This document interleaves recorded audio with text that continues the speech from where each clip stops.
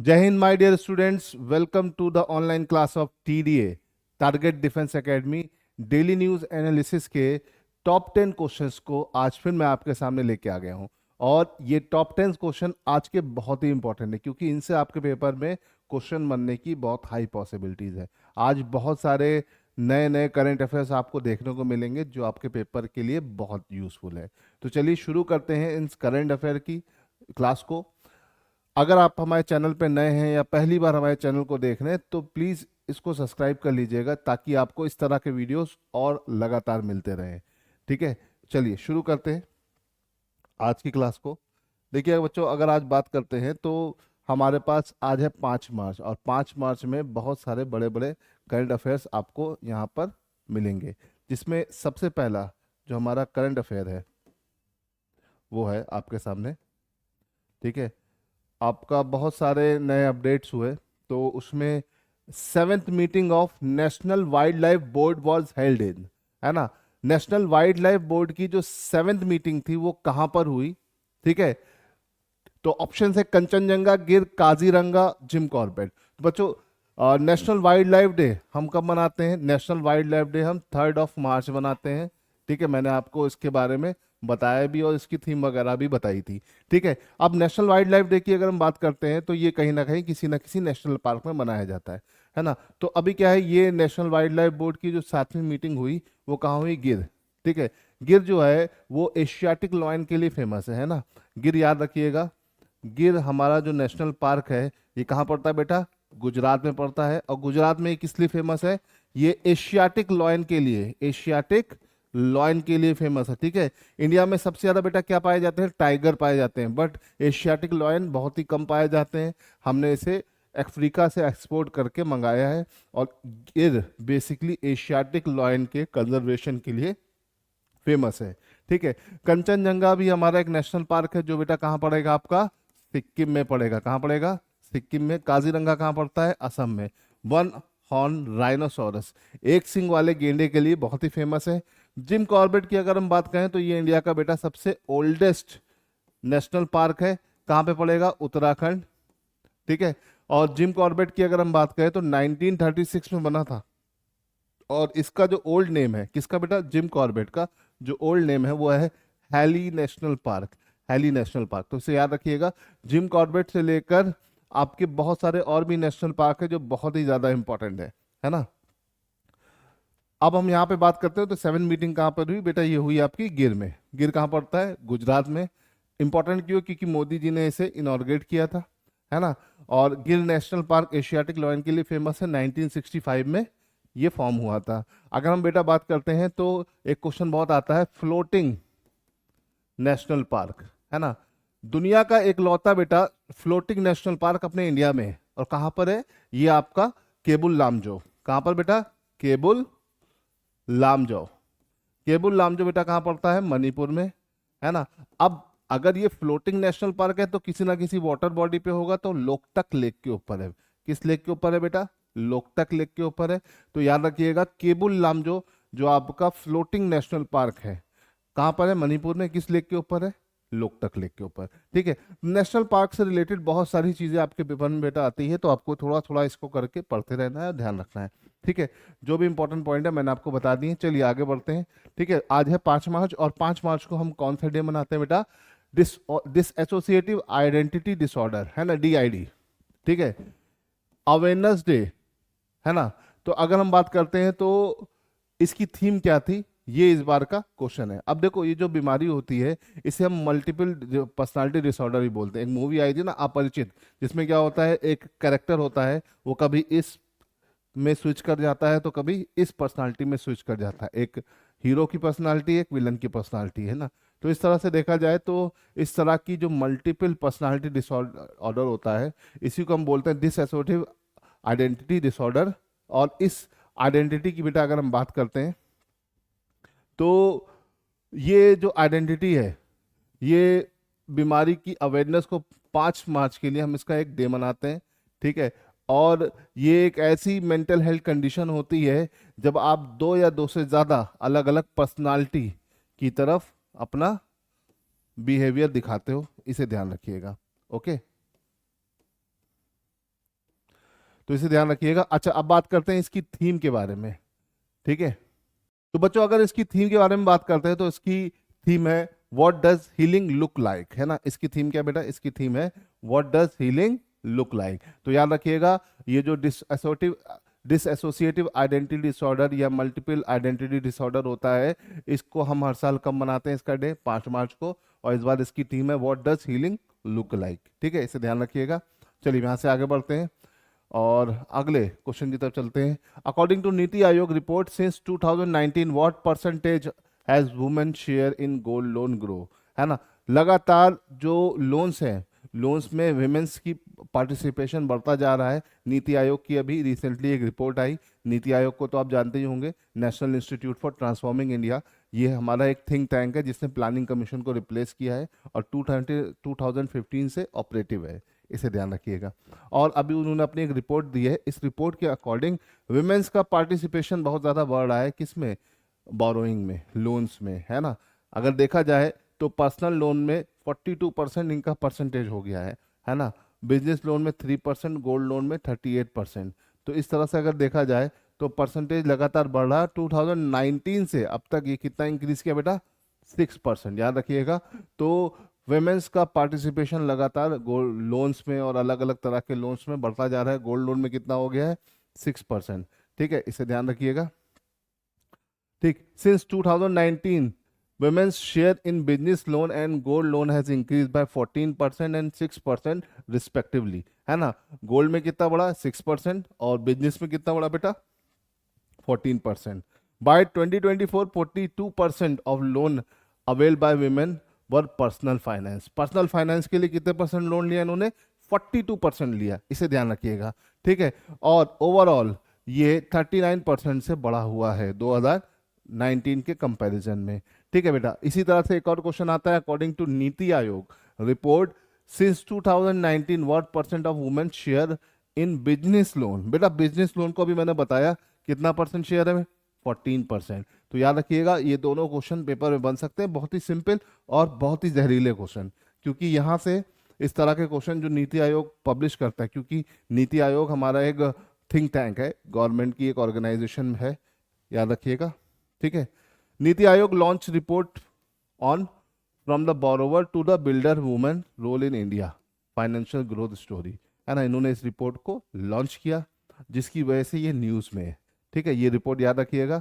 नीति आयोग 2015 में बना था, किसको रिप्लेस किया था, प्लानिंग कमीशन को। बेटा आपका 5 ईयर प्लान जो था इंडिया में कौन चलाता था, प्लानिंग कमीशन। इस 5 ईयर प्लान को खत्म किया गया और इसको प्लानिंग कमीशन जो इसकी मेन बॉडी थी उसको रिप्लेस किया गया नीति आयोग से, है ना। और नीति आयोग का काम भी क्या है, ये एक थिंक टैंक है जो इंडिया में प्लानिंग और डेवलपमेंट के लिए काम करता है। तो इंडिया में प्लानिंग और डेवलपमेंट का काम कौन कर रहा है, नीति आयोग, इसे ध्यान रखिएगा, ठीक है, भूलिएगा नहीं। चलिए फिर आगे बढ़ते हैं। Question number 5, which ministry issue guideline for implementing pilot project in transport sector under the national green hydrogen mission.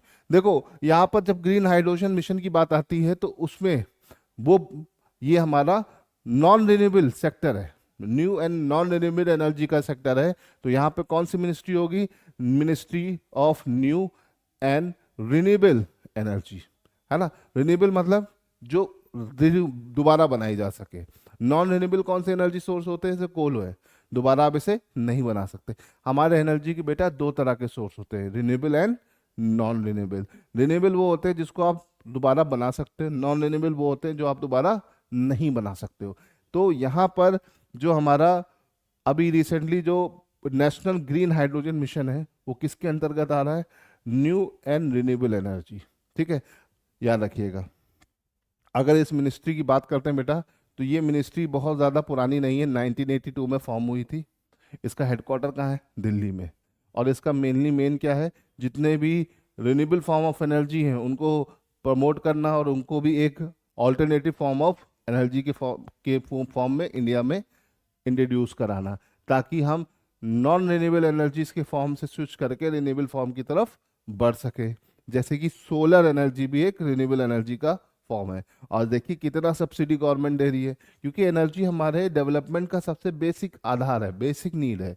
और अगर ये नीड पूरी होगी तो हम आगे अपने आप को डेवलप कर सकेंगे, और ये तभी होगी जब हम एक सोर्स से हटके कई सारे सोर्सेज से एनर्जी को एक्सट्रैक्ट कर सके। इसे ध्यान रखिएगा, ठीक है। तो ये पॉइंट बड़ा इंपॉर्टेंट है, ठीक है। अब देखो इसी में ही एक और क्वेश्चन बना है, under the national green hydrogen mission how many pilot project has the government launch for the use of hydrogen in buses and trucks, है ना। अब देखिए हाइड्रोजन को फ्यूल के फॉर्म में बसेस और ट्रक के फॉर्म में यूज करने की बात चली है, और इसके लिए आपके गवर्नमेंट ऑफ इंडिया ने पायलट प्रोजेक्ट लॉन्च किए हैं। तो ये कितने नंबर्स के पायलट प्रोजेक्ट्स हैं ये पूछा जा रहा है, 3, 4, 5, 6। तो गवर्नमेंट ऑफ इंडिया ने 5 पायलट प्रोजेक्ट को लॉन्च किया है, इसे याद रखिएगा, ठीक है। यहां पर अगर हम बात करते हैं तो पहला इंडिया में multipurpose green hydrogen pilot project बेटा कहाँ शुरू हुआ, झाकरी हिमाचल में, है ना। और इंडिया में पहला प्राइवेट नहीं, first pure green hydrogen plant जो है वो 2022 में जोरहट असम में इंस्टॉल किया गया। अब देखिए एक बात जान रखिए कि हाइड्रोजन, अभी तो हम इलेक्ट्रिक व्हीकल पे ईवी पे चल रहे हैं, लेकिन फ्यूचर हमारा क्या है, हाइड्रोजन एनर्जी, है ना। हाइड्रोजन की खास बात क्या बेटा, हाइड्रोजन ग्रीन एनर्जी है।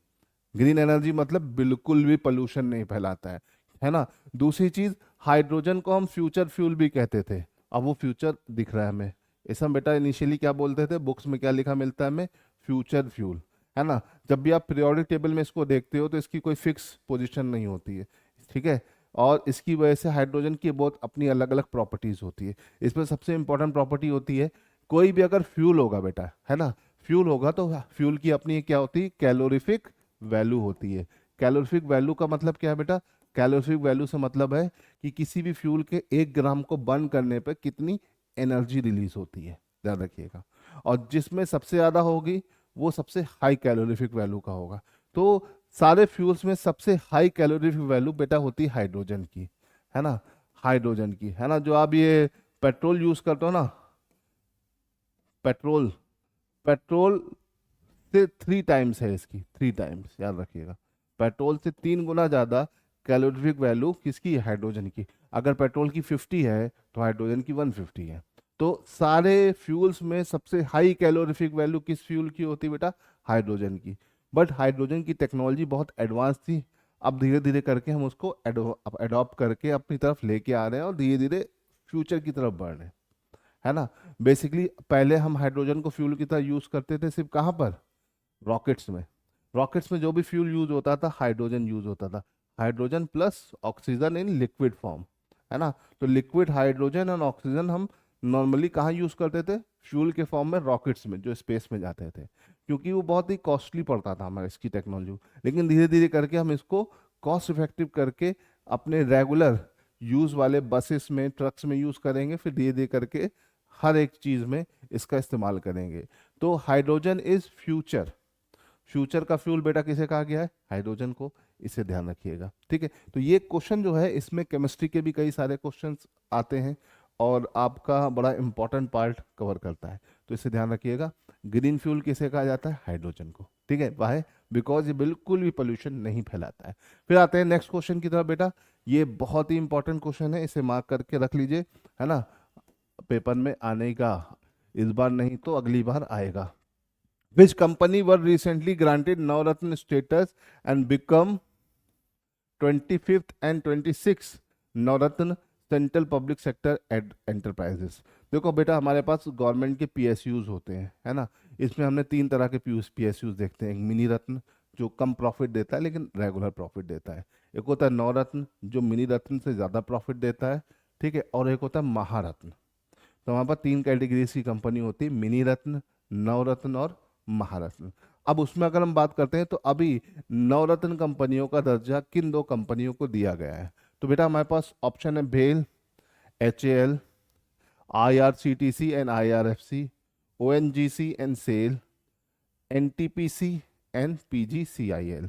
तो बेटा अभी रिसेंटली रेलवे के 2 कंपनीज को महारत्न का स्टेटस दे दिया है, एक है IRCTC and second one is IRFC, है ना। इस तरीके से अब नवरत्न कंपनियां कितनी हो गई हैं, 26, and out of 26 7 railway sector की कंपनीज है। रेलवे एक प्रॉफिट गिविंग सेक्टर है इंडिया में, इसे ध्यान रखिएगा, है ना। एक बहुत बड़ा सेक्टर है, प्रॉफिट गिविंग सेक्टर है, ठीक है। तो अब कोई भी कंपनी अगर नवरत्न होती है तो क्या खास बात होती है? पहली चीज वो ऑटोनोमस हो जाती है और 1,000 करोड़ तक का जितना भी इन्वेस्टमेंट वो खुद कर सकती है बिना किसी परमिशन के। अब उसको गवर्नमेंट का परमिशन नहीं लेना है, पहली चीज। लेकिन अब इस तरह का स्टेटस पाने के लिए क्या होना चाहिए? उस कंपनी का 3 साल का टर्नओवर बेटा, है ना, उस कंपनी का, जिस कंपनी को हमने नवरत्न का स्टेटस दिया, उसका पिछले 3 साल का टर्नओवर 25,000 करोड़ से ज्यादा होना चाहिए, प्लस होना चाहिए। और उसका एवरेज प्रॉफिट 2500 करोड़ होना चाहिए। और उस कंपनी की ग्लोबल प्रेजेंस होनी चाहिए, मतलब पूरे विश्व में इसका प्रेजेंस दिखनी चाहिए। तो अगर ये तीनों क्राइटेरिया कोई भी कंपनी पूरा करती है तो उसे नवरत्न का स्टेटस दे दिया जाता है। अब प्रॉफिट और एवरेज प्रॉफिट अगर और ज़्यादा होगा तो ये महारत्न हो जाएगा, ठीक है, इसे ध्यान रखिएगा। तो इधर इस ये इंपॉर्टेंट पॉइंट है।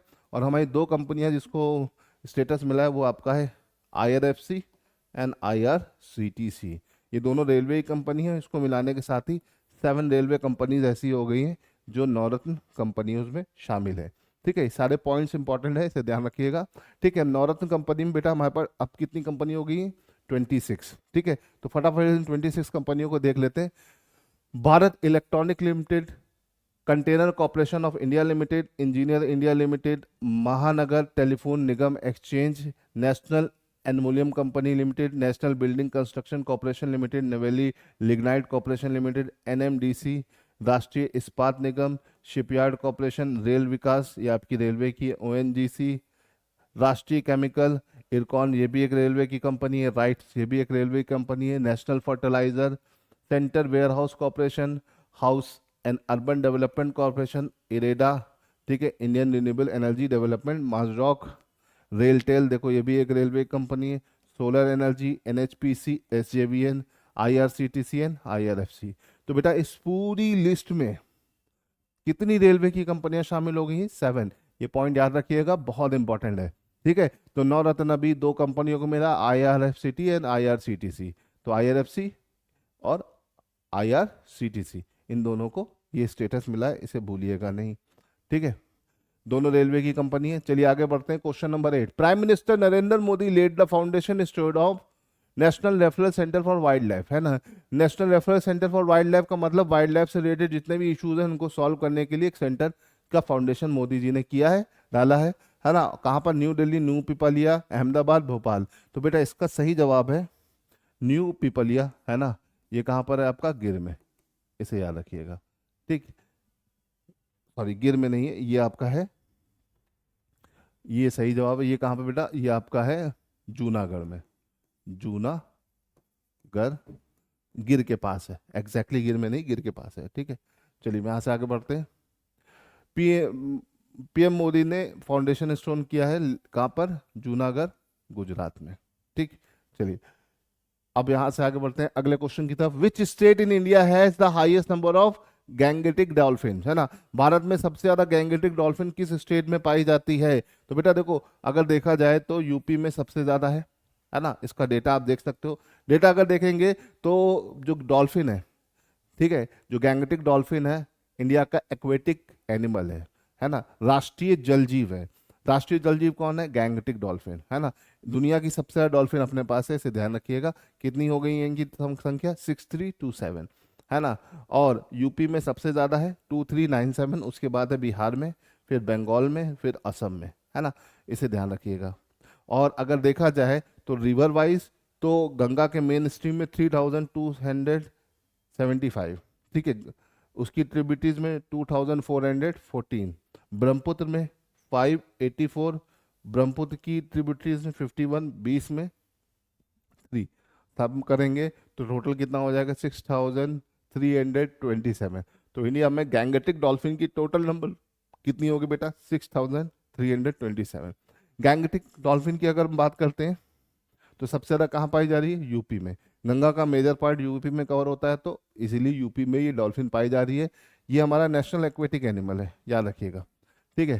साथ ही साथ अगर हम बात करें तो national heritage animal, national heritage animal, है ना, तो बेटा हेरिटेज एनिमल मतलब कौन है हमारे पास? एलिफेंट। एलिफेंट हमारा नेशनल एलिफेंट जो है, नेशनल हेरिटेज एनिमल है। ठीक है, विरासती पशु। नेशनल एनिमल तो हमारा टाइगर है, लेकिन एक टाइम था इंडिया में सबसे ज़्यादा क्या पाया जाता था? एलिफेंट। तो सबसे ज़्यादा एलिफेंट कहाँ था? इंडिया में। तो इसीलिए नेशनल हेरिटेज एनिमल कौन है बेटा हमारे पास? एलिफेंट। इसे ध्यान रखिएगा। ठीक है, चलो ये तो बात हो गई किसके बारे में, इस क्वेश्चन के बारे में। अब देखिए, डॉल्फिन बहुत खुश है क्योंकि उसकी सेंसस हो गई और पॉपुलेशन उसकी काफ़ी ज़्यादा बढ़ गई। तो इसकी खुशी आप देख ही सकते हैं। तो इस खुशी में ही क्वेश्चन एक बन जाता है, according to the latest survey conducted between 21-23, how many Gangetic dolphins are there in India. तो इंडिया में गैंगेटिक डॉल्फिन टोटल कितनी है? तो मैंने अभी आपको बताया भी, तो वो हो जाएंगी 6327, है ना, 6327। तो total number of dolphin India में कितनी होगी? 6327, जो कि दुनिया में सबसे ज़्यादा इंडिया में ही है। तो इसे ध्यान रखिएगा। और डॉल्फिन की खुशी तो आप देख ही रहे हैं, है ना। उस खुशी में भी आप भी खुशी मनाइए और खुश रहिए। ठीक है, तो ये तो बात हो गई बेटा हमारे टॉप 10 क्वेश्चंस के बारे में। चलिए आज के लिए इतना रहने देते हैं। जय हिंद, मिलते हैं अगली